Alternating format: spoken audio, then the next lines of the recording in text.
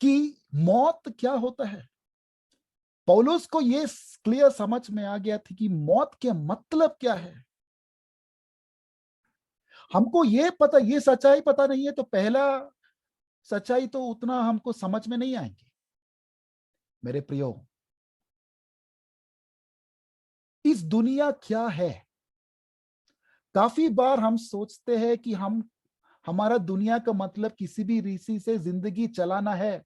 सुबह उठ जाइए, ब्रश करो और उसके बाद जो काम करना है काम में जाइए और कुछ पैसा बनाइए, खाना खाइए, बच्चे लोग को पैदा कर दो, उसके बाद बच्चे लोग को उठा दीजिए और उसके बाद और आगे आगे इतना ही जिंदगी मेरे, और शायद उससे और अधिक मैं कुछ और बहुत बड़ी चीजें करो, मैं बहुत बड़ी अचीवमेंट्स ले लो।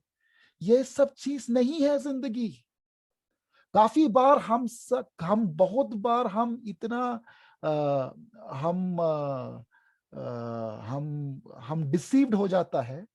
मतलब हमको धोखा हो जाता है कि हमारा खुद का मन हमको धोखा में डालते हैं कि जिंदगी के मतलब यह है कि ये किसी भी रीति से जिंदगी चलाना है, पैसा कमाना है, जिंदगी हमको चलाना है किसी भी रीति से।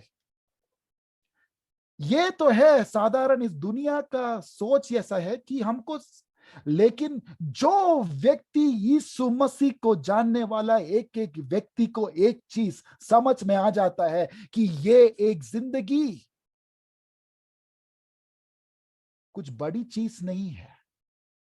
ये एक जिंदगी में सबसे बड़ी चीज यही है कि हमारा उद्धारकर्ता को हम समझ ले, जान ले, और वो उद्धारकर्ता हमको अपने स्वरूप और अपने समानता में हमको बनाने के लिए हम उसको इजाजत देना।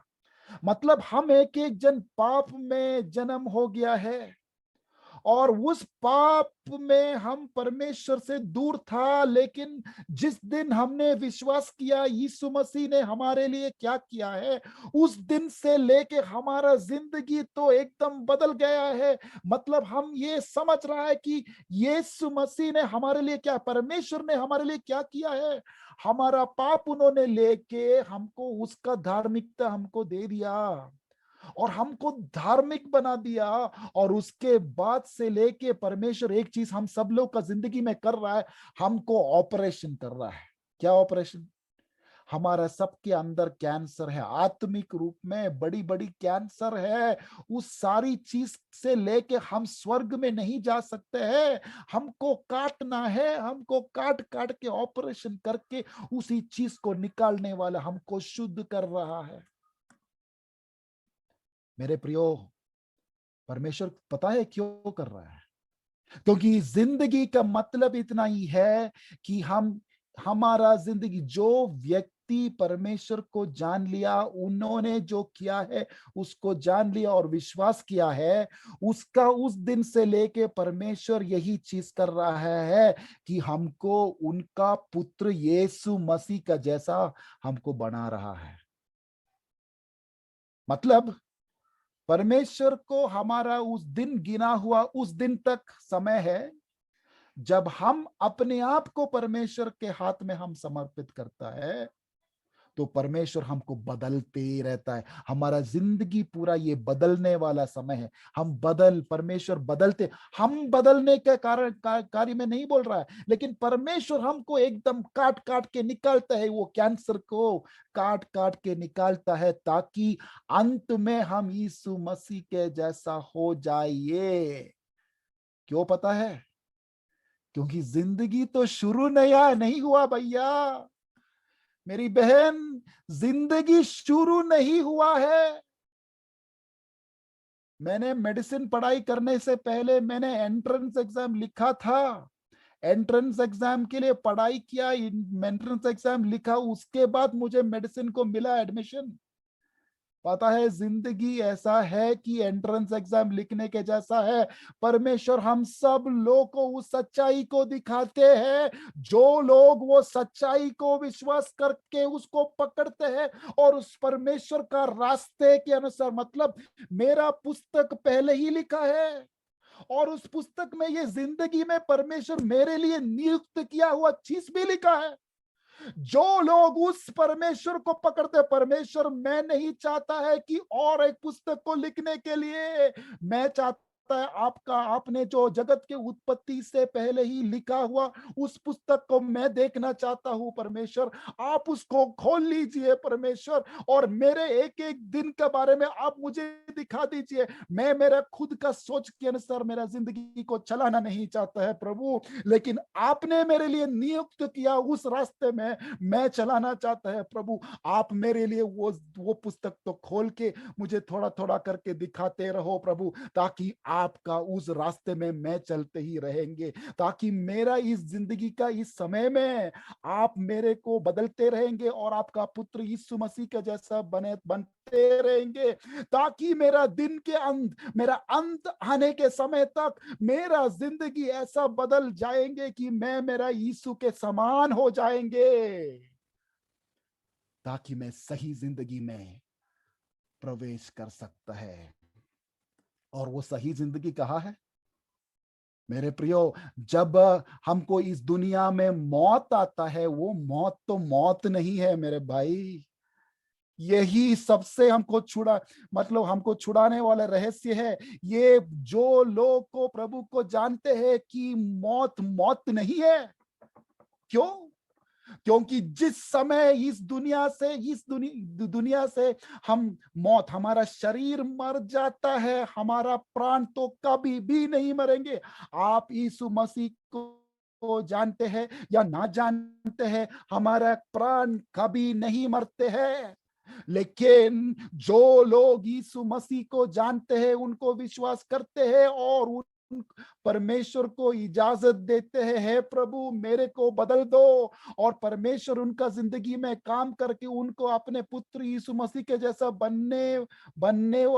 बनते हैं, तो उन लोग के लिए मौत एक एक रेस्टिंग प्लेस है, जहां पे परमेश्वर बोलता है, मेरा बेटा, शाबाश बेटा, तुमने, you are a good and faithful servant, तुम एक विश्वास योग्य बच्चे हैं, मेरा बेटा है, और तुम थोड़ा समय के लिए विश्राम कर दो, मैं आ रहा हूं। और थोड़ा लोग भी आना बाकी है, वो भी आने के बाद हम वापस लौटेंगे। कहा? इसी धरती में हम वापस लौटेंगे। जब हम जिस दिन यीशु मसीह वापस लौटने के समय, जो लोग प्रभु में मरे हुए हैं वो जी उठते हैं और वापस इस धरती में, मैं आपको ये समझ जाना चाहता हूं, हम वापस इसी धरती में, इंडिया में या केरल में या यूपी में, जहां कहीं परमेश्वर हमको वापस इसी जगह में लेके आएंगे। क्या कारण के लिए? यीशु मसीह के साथ राज्य करने के लिए, इस दुनिया में राज्य करने के लिए, हजारों साल तक राज्य करने के लिए। उस समय मौत नहीं होगा, बीमारी नहीं होगा, क्लेश नहीं होगा, कुछ नहीं, वो सब कुछ नहीं होगा। लेकिन परमेश्वर हमारे अंदर में और हम परमेश्वर में होके इसी दुनिया को नया एक शरीर होके, जिस शरीर को कोई कोरोना बाधित नहीं कर सकते, कोई कैंसर बाधित नहीं कर सकते, एक नई जिंदगी। और यही है हमारा आशा, हम एक एक जन का आशा यही है मेरे प्रियो, कि मौत हमको कुछ नहीं कर सकते। मौत हमको एक नए एक जिंदगी में हमको लेके जाते हैं, और कुछ विश्राम के समय वापस हम यहीं पे आने वाला है। लेकिन जो लोग यीशु मसीह को नहीं जानते हैं, वो, उनका प्राण मरता नहीं है, लेकिन वो दूसरा एक जगह में जाते हैं, जहां पे वो अंत का आनंद, वो आखिरी में होने वाला उस न्याय के बाद नरक में फेंका जाएंगे, और वहां नरक में भी मौत नहीं आएंगे, क्योंकि वचन यही बोलता है।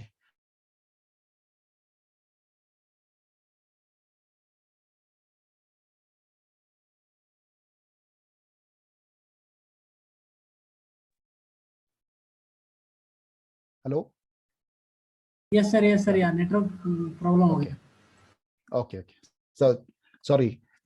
सो अनंत काल, अनंत मौत, मतलब मौत एक सडनली हम मर गए जैसा नहीं है। जो अनंत जीवन के जैसा दूसरा एक चीज है अनंत मौत, और अनंत काल का वो मौत जहां पे हमारा प्राण मरेंगे नहीं, लेकिन एकदम क्लेश में और एकदम आग में जले हुए जाने वाला, अनंत काल तक जाने वाला उस एक मौत। हे मेरे प्रियो, आप एक एक जन इस परमेश्वर को जाने हैं, यही है हमारा सबसे बड़ी चीज। और इसी कारण से पौलुस यहाँ पे बोल रहा है, हे मौत तेरे ढंग कहाँ चला गया।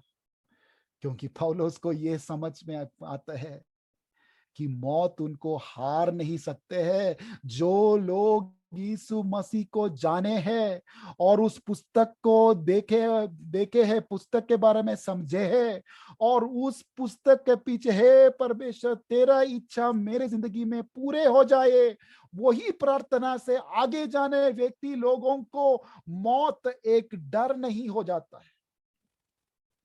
हमारा डर के एक भाग है, मैं गया तो मेरा बाकी लोग को कैसा होगा। शायद आपने कितना लोग देखा है पता नहीं, कुछ 3-4 दिन पहले एक मिशनरी भाई हमारा फतेहपुर में अस्पताल में उनका डेथ हो, उनका वो एक्सपायर हुआ, और वो करीबन 2 हफ्ते तक कोरोना बाधित था, और वो कोरोना से पीड़ित होके वो पूरा डॉक्टर लोग सब उसको बचाने की कोशिश कर रहा था, लेकिन 3 दिन पहले उनका डेथ हो गया। और उस डेथ के बाद शायद आप में काफी लोग देखा होगा, मुझे पता नहीं कितना लोग देखा है, लेकिन यदि आप देखा नहीं है तो मैं जरूर आपको भेज सकते हैं। उनका पत्नी जो गवाही देता है, तो एकदम जो चीज आज हम सुन रहा है उसी चीज का पूरा हमको समझ में आ जाएंगे, क्योंकि उड़ जाता है हमको, हम सबका मन को तोड़ देंगे। क्योंकि वो पत्नी के अंदर में उनका पति का जो लाश के सामने वो खड़ा होके प्रभु को स्तुति करने का, वो एक महिमा करने का, और इतना आनंद से वो गवाही दे रहा है। कहाँ पे?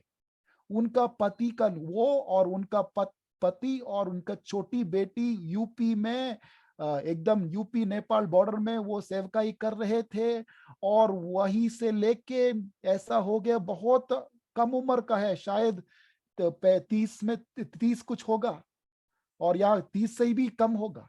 लेकिन वहां पे भी ये एक सिस्टर, ये एक बहन जिस रीति से गवाही दे रहा है, तो उसी में पौलुस का उस आत्मा को हमको समझ में आ जाता है, हे मौत तेरी डंक कहाँ चला गया। जो जो उसको सुनने के समय उनका मन सोचते, अरे ये बहन को कैसा ऐसा ऐसा सी सोच कैसा कहां से आ गया। उनको आ गया क्योंकि वो सच्चाई को पहचान लिया, और उस सच्चाई को विश्वास किया, और उस सच्चाई के अनुसार वो चलने लगा। मेरे प्रियो, हमारा दिन गिना हुआ है, लेकिन कोई भी चीज उस दिन आने के तक हमको इस दुनिया से लेके नहीं जाएंगे।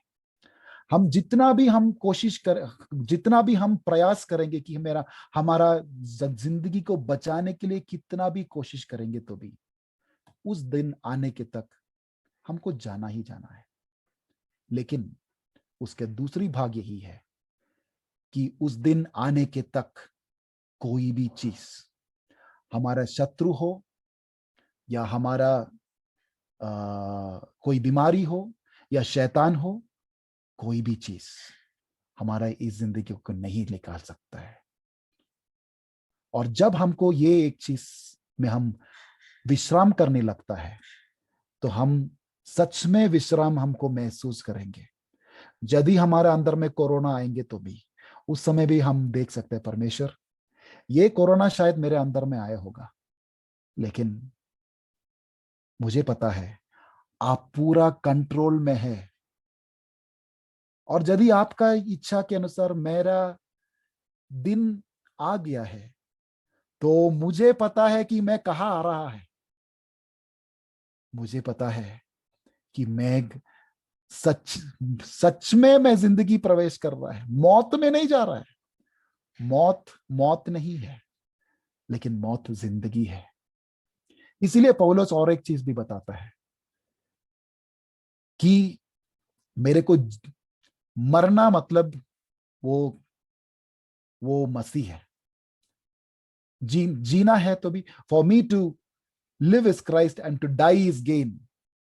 मतलब मुझे जीना है तो वो मसीह के लिए होगा, लेकिन मरना है तो वो मेरे लिए और बेहतर है, क्योंकि जब मैं मरते हैं मेरे मसीह के साथ में जाने वाला है, मैं मेरे मसीह के पास जा रहा है। लेकिन जीना है तो वो भी मेरा मसीह के लिए है, क्योंकि जीना मैं खुद के लिए मैं जीना नहीं चाहता है, मेरा मसीह के लिए। क्योंकि मुझे एक चीज समझ में है, मेरा मसीह को मैं पा लिया है। मुझे अभी जिंदगी तो एक ही चीज है, मसीह ही है। मैं मसीह के लिए ही जीऊंगा, मसीह के लिए मरूंगा। और मरना है तो और बेहतर है, क्योंकि मुझे मसीह मिल रहा है, मसीह के आसपास एकदम मसीह को देख के। और उसके साथ साथ ये आशा मेरे पास है कि जब वो वापस यहाँ पे आ रहा है, मैं भी उनके साथ वापस आऊंगा इस दुनिया में। सो मौत मेरे को इस दुनिया से नहीं निकाल पाएंगे। जब मैं मसीह के साथ हूं, मैं मौत के बाद भी जिंदा होके नया शरीर प्राप्त करके, पाप, बीमारी, क्लेश, दर्द कुछ भी ना होने वाला है इस दुनिया में, मैं वापस आऊंगा। मैं एक छोटी कहानी भी बोल के मैं अंत करना चाहता हूं। ये कहानी मैं काफी जगह में बताया है, और ये मेरे को मैं अच्छा पहचान जानने वाले एक मेरा मित्र का जिंदगी का एक कहानी है। और ये ऐसा था कि मेरा ये मित्र का नाम था क्रिस। और ये क्रिस कर्नाटका वाले थे और बैंगलोर में रहते थे। और वो उनका जवानी का उम्र में वो फुटबॉल खेलते थे, और वो फुटबॉल में बहुत अच्छे भी थे, और कर्नाटका का फुटबॉल टीम में उनको चुना गया था। और वो फुटबॉल टीम का कोच एक कृष्णमूर्ति था, सब लोग उनको किट्टू बोलते थे। लेकिन ये कृष्णमूर्ति बहुत स्ट्रिक्ट था, सब लोग उनको बहुत डरते थे, मतलब एकदम स्ट्रिक्ट। सो क्रिस तो इस कर्नाटका फुटबॉल टीम में उनको सिलेक्शन मिल गया, और संतोष ट्रॉफी होने वाला है। संतोष ट्रॉफी में जहां पे अलग अलग स्टेट्स आके टूर्नामेंट खेलते हैं, और ये टूर्नामेंट बैंगलोर में ही चल रहा था। और पहला सारी खेल सब कर्नाटका जीत लिया, और अंतिम में वो फाइनल में कर्नाटका और गोवा के बीच में खेल चल रहा था। और ये खेल शुरू हो गया, फर्स्ट हाफ खत्म हो गया 0-0, 0-0। सेकेंड हाफ खत्म हो गया 0-0। पहला एक्स्ट्रा टाइम खत्म हो गया 0-0। दूसरा एक्स्ट्रा टाइम आखिरी पल, थोड़ा अभी समय बाकी है, अभी भी 0-0 चल रहा है। और पूरा स्टेडियम, पूरा आप समझ लो ये बैंगलोर में चल रहा है, और पूरा स्टेडियम भरा है, बैंगलोर के कर्नाटका के सपोर्टर्स से भरा हुआ है। और लोग सोच रहा है कि अरे अभी बाकी थोड़ा ही बाकी है, अभी कुछ होने वाला है क्या। और उसी समय पे क्रिस को बहुत पीछे से उनको बॉल मिलते हैं, और वो बॉल लेके वो बहुत लोगों को वो पार करके आगे एकदम जा रहा है। फाइनली उनका गोल के जो बॉक्स है उसका एक साइड में आ गया खाली, उनके सामने गोलकीपर खाली है, और वहां से लेके उन्होंने एक किक मारते हैं, और ऐसा बॉल जा रहा है, पूरा स्टेडियम देख रहा है क्या ये आखिरी पल में क्या बॉल अंदर चले जाएंगे कि नहीं। ऐसे ही देखने के समय आखिरी पल में जस्ट जाने से पहले क्रिस का ही टीम का और एक फ्रैंको था, उस फ्रैंको का सिर में एकदम छू लिया, छू लिया बोल के बोल नहीं सकता है, ऐसा भी जस्ट टच करके वो बॉल गोल के अंदर चला गया। पूरा स्टेडियम उठ गया, फाइनल विसल भी उसके बाद तुरंत लग गया, पूरा स्टेडियम उस फील्ड के अंदर दौड़ने लगा। क्रिस ने इस बॉल को मारने के बाद वो थोड़ा बैलेंस उनका उनका बदल गया और गिर गया, और बहुत बुरी रीति से वो घायल हुआ था। पूरा चोट लग गया, उनको उठ नहीं सकते थे। बहुत मुश्किल से जब थोड़ा उठ के वो इस साइड में मोड़ के देखा, उन्होंने ऐसा एक चीज को देखा, उसका हृदय तो तोड़ दिया उनको। क्या था? पूरा जो जनता था वो सब फील्ड के और आ गया, और उसका जो टीममेट था फ्रैंको को वो उठा के वो ऊपर फेंक रहा है फ्रैंको को। आप क्रिस ने सोचा, अरे मैंने ये बॉल को वहां से लेके आया, मैंने सब लोग को बीच में से ये बॉल को लेके गया, अंत में मैंने ही उस बॉल को मारा था, और वो बॉल तो गोल के अंदर जा रहा था, और आखिरी समय में इन्होंने अपने सिर को थोड़ा कुछ उनको सिर से जस्ट टच करके गया, और सब लोग ये फ्रैंको को उठा के वो फेंक रहे हैं, और मैं घायल होके यहाँ पड़ा है और कोई भी देखता ही नहीं है। अरे ये क्या है?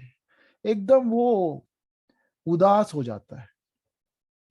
अचानक ऐसे देखने के समय उनका आंख सीधा दूसरे साइड में जाता है, और वहां पे उनका कोच किट्टू खड़ा है, और बहुत देर से किट्टू क्रिस का आंख को मिलने के लिए वो देख रहा है। और जब क्रिस उस समय में क्रिस किट्टू को देखा, और किट्टू और क्रिस का आंखों मिल गया, वहां से किट्टू उनको ऐसा करके बोला, और क्रिस को ये देख के समझ में आ गया, किट्टू जानता है कि क्या हो गया है। मेरे प्रियो, हमारा जिंदगी में क्लेश मुसीबत सब आ जाता है, और शायद चारों ओर हम देखने के समय लोग और आगे बढ़ने के जैसा भी हम देख सकते हैं, और शायद हमारा आगे पीछे सब दर्द, चोट, मौत, ये सब शायद देखते होगा। शायद हम मौत के सामना खड़ा हो रहा होगा। हम सब लोग को ये एक दिन आएंगे, पक्का आएंगे, हम मौत के सामने खड़े होने वाला दिन। लेकिन ये हो सकता है कि मौत जितना भी आगे आके खड़ा हो जाएंगे, वो हमको लेके नहीं जा सकते हैं जब तक परमेश्वर का समय पूरा होने के तक। और जब हमको ये समझ में आ जाता है कि मौत जिन लोगों पर यीशु मसीह को जानते हैं, उन लोग के लिए जीना मसीह है और मरना भी मसीह है, और उन लोग के लिए ये मौत का डंक चला जाता है। आपका और मेरा विश्वास का एक एक परिणाम जो होता है, मौत का डंक चला जाता है, ताकि पौलुस के साथ हम भी खड़ा होके उस मौत को आमने सामने देख के हम बोल सकते, हे मौत, तुम्हारी ढंग कहाँ चला गया? तुम्हारा ढंग, तुम मुझे अभी डरा नहीं सकता है। मेरे प्रियो, ये छोटी मोटी बात नहीं है। जब उस डर को निकल जाता है, तो जितना भी बड़ी कठिन परिस्थिति हमारा जिंदगी में आ जाता है, उस कठिन परिस्थिति में भी हम पूरा खुशी और आनंद से हम आगे जा सकते हैं। यही आनंद परमेश्वर ने हमको वादा किया है कि जितना भी कठिन परिस्थिति हो, ये मौत का डंक कट जाता है, तो हम जितना भी कठिन परिस्थिति में हम उस आनंद से भर के हम जाते हैं।